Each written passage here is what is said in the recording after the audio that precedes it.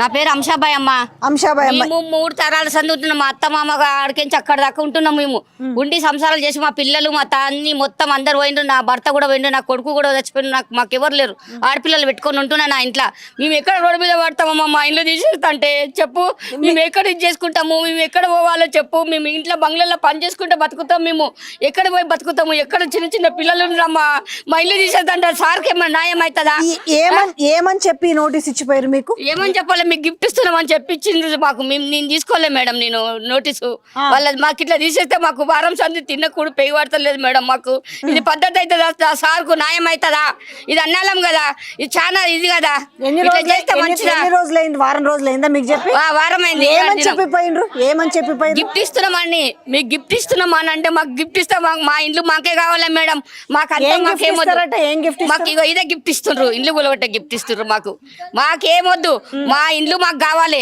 మా పానాలు తీసేసి మా ఇండ్లు తీసుకొని మా పిల్లలంతా బొంద పెట్టుమని ఇక్కడనే మా ఇండ్లు తీసుకొని పోమని అంతే. మాకు అంతకన్నా మించి ఇంకా ఏం లేదు. మా ఇండ్లు మాకు కావాలి. చెప్తున్నది ఏంది? మిమ్మల్ని చెరువులు కబ్జా చేసి కట్టుకున్నారు. కబ్జా చేసి కట్టుకోలేము మేడం. మేము తాత ముత్తాతలు మాకు సర్పంచ్ ఇచ్చిన పేపర్ జాగాలు వాళ్ళ దగ్గర కూలి పని చేసుకొని ఇట్లా అది ఒడ్లు చేను కోసుకుంటా అప్పటికప్పుడు తెచ్చుకొని తిండి. ఇప్పుడు కూడా బంగ్లాలో పని చేసుకుంటా వస్తామమ్మా.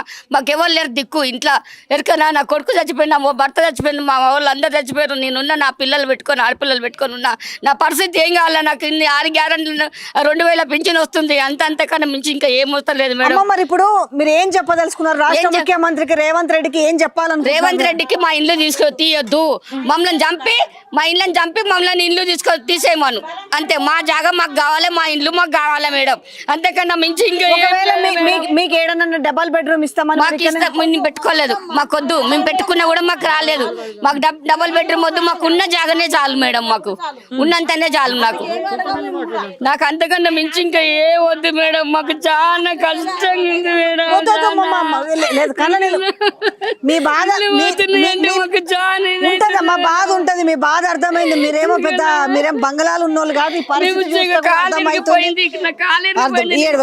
బిడ్డలు బతికిపిస్తున్నారు మేడం. మమ్మల్ని ఎక్కడ పోతాం మేడం చెప్పు. మా ఇంట్లో ఇప్పుడు అచానక్ గా తీసేస్తుంటే చిన్న చిన్న పిల్లలు ఉన్నారు, పిల్లలు ఉన్నారు. బిడ్డలకు భర్తలు లేరు మేడం. నా బిడ్డలకు కూడా ఎక్కడ బతుకుతాం చెప్పు. మేము మా పరిస్థితి ఎవరికి చెప్పుకోవాలి మేడం? మేము మా ఇంట్లో అచానక్ గా తీసేస్తుంటే ఉన్నది గంట జాగుంది మాకు చెప్పు మేడం.